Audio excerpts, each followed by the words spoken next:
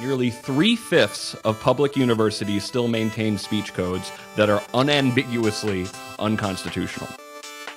Our organization, the Foundation for Individual Rights in Education, was founded in 1999 to defend basic rights on America's college campuses, chief among them freedom of speech and academic freedom. FIRE has therefore decided that we need to change the incentive structure to one that favors freedom of speech on college campuses rather than suppression of dissent. Restrictive speech codes cheat American college students. FIRE's Stand Up for Speech strategy is very simple. We want to abolish unconstitutional speech codes on campuses in this country.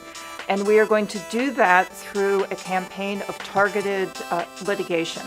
If a school has an unconstitutional speech code, they need to watch out, because if we find out about it and if a student or faculty member comes to us and wants to do something about it, then a lawsuit is always a possibility. The lawsuit came after two students claimed that their First Amendment rights were violated by UH-Hilo after an administrator stopped them from passing out copies of the U.S. Constitution. The university refused to approve the request. Dixie State University reserves the right to remove any posted materials that do not meet our posted guidelines. Speech codes teach today's students precisely the wrong lessons about their rights and responsibilities in our democratic society. Okay. This is my free speech, is it not? It's a time, place, and manner. That's what it's called. And that's okay. The free speech area, and the free speech area is over there. Speech codes impoverish debate. Speech codes give students a illusory right not to be offended.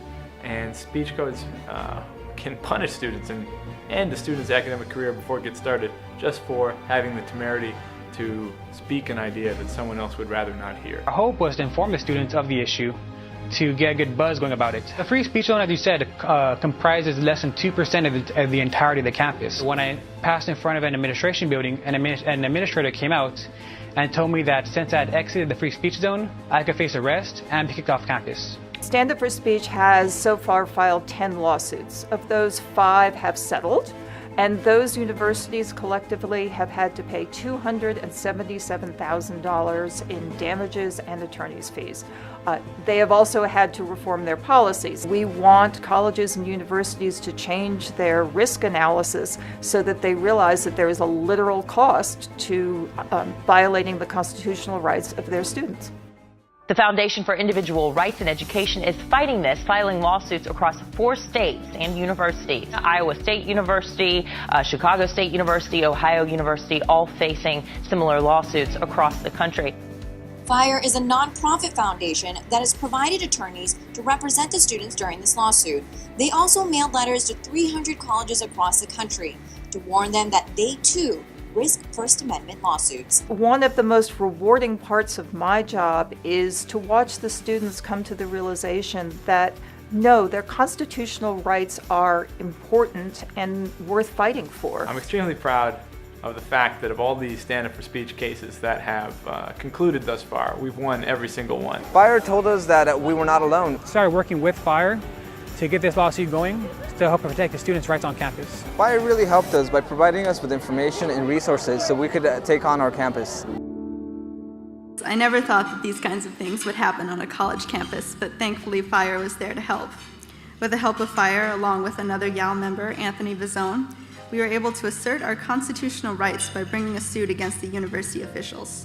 Shortly after the suit was filed, UH-Hilo suspended its unconstitutional policies, and we're now working with school officials to adopt permanent policies that respect our First Amendment rights.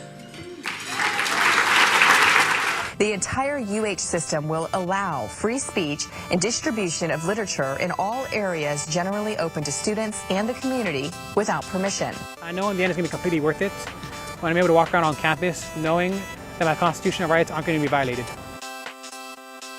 Students and teachers do not check their constitutional rights at the schoolhouse gate. Higher education is dependent on free speech. Without free speech, education just becomes indoctrination. They are passing on free speech rights to the next generation, and it is an honor to help them do that. Our rights are a big deal. They're what we're entitled to as U.S. citizens, so we filed the lawsuit to try to show the school this isn't acceptable, this isn't what we're going to tolerate. I'd encourage every student that hears this to immediately take on their college and force them to do the right thing and recognize their rights.